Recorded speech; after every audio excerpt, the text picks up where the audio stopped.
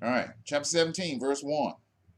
Jesus spoke these things, and raising his eyes to heaven, he said, Father, the hour has come. It's time to go. Glorify your Son, so that the Son may glorify you. Verse 2. Just as you gave him authority over all mankind, so that to all whom you have given him, he may give eternal life. Verse 3. And this is eternal life, that they may know you, the only true God, and Jesus Christ, whom you have sent. This is Jesus' high priestly prayer. Your turn. When Jesus had spoken these things, he raised his eyes to heaven in prayer and said, Father, the hour has come. Glorify your Son, so that your Son may glorify you. Just as you have given him power and authority over all mankind, now glorify him, so that he may give eternal life to all whom you have given him to be his, permanently and forever. Now this is eternal life, that they may know you, the only true, supreme, and sovereign God, and in the same manner know Jesus as the Christ, whom you have sent. All right, now, so to know, That's intimacy. that's intimacy, that's fellowship, communion, loyalty, and fidelity Yes. with the king. This Priest. is not a haphazard relationship. This is not a hookup. Yeah. This is intimacy. It's intimacy. I know you, you know me. Yeah. We are intertwined with one another. In other words, what Jesus is saying is that to know God is to have intimacy with God. To have intimacy with God is to abide in the vine. Yes. To abide in the vine is to have, newsflash, faith. Yeah. Verse 4. I'll read from my version. Mm-hmm. I glorified you on the earth by accomplishing the work which you have given me to do. In the volume of the book, it is written of Christ that he did the will of God. Therefore, he demonstrated love and faith by obeying God. Verse 5. And now, you, Father, glorify me together with yourself with the glory which I had with you before the world existed. Now, read verse 5 out of your version.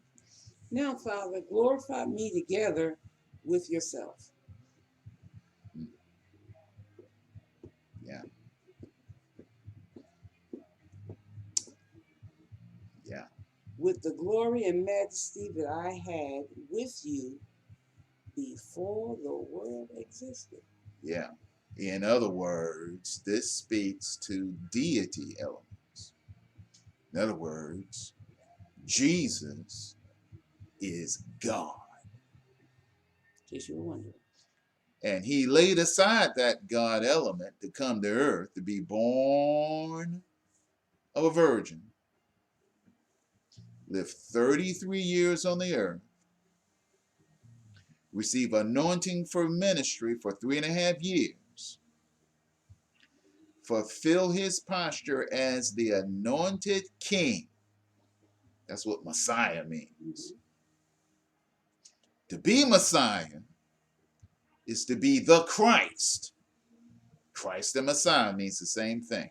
He is the anointed king.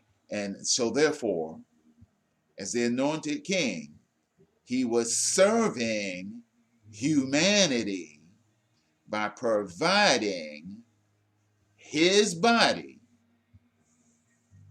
as a sacrificial lamb. Mm-hmm. And therefore, since he was a sacrificial lamb, he was fulfilling king and priest aspects. And so this prayer reveals that. So then you go down here to verse 5 and you go to verse 6. I read 5, we'll go to verse 6 here. I have revealed your name to the men whom you gave me out of the world. They were yours, and you gave them to me, and they have followed your word. That's his disciples. Verse 7. Now they have come to know that everything which you have given me is from you. Verse 8. For the words which you gave me I have given to them, and they received them, and truly understood that I came forth from you, and they believe that you sent me. Now, his disciples believe that, yes? Yes. All right, read your version. Verse 6. Yep. I have manifested your name and revealed your very self, your real self, to the people whom you have given me out of the world. They were yours, and you gave them to me, and they have kept and obeyed your word. Now at last they know, with confident assurance, that all you have given me is from you. It is really and truly yours. For the words which you gave me, I have given them, and they received and accepted them, and truly understood with confident assurance that I came from you, from your presence, and they believed without any doubt that you sent me.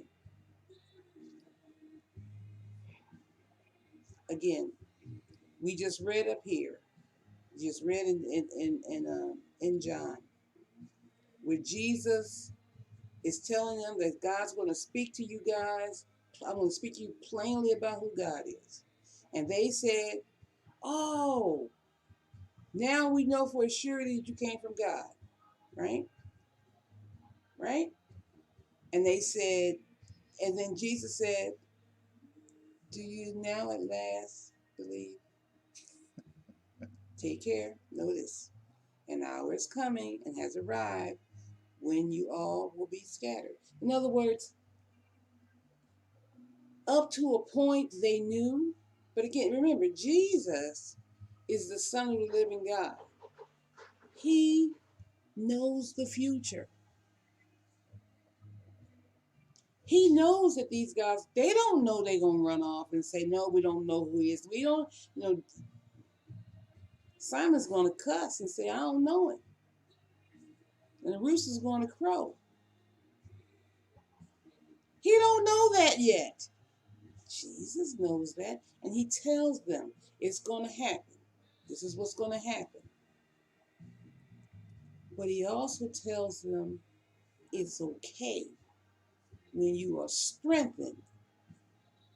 Do the stuff I taught you. Jesus knows what he's dealing with, people. He knew then, he knows now. He still knows who he's dealing with. He knows my name and your character. He knows what he's dealing with. And he's not moved by the weakness of your flesh. That's why we have, first John, Okay. repent. Yeah. Repent, pick yourself up, do the work. Follow the divine go of God.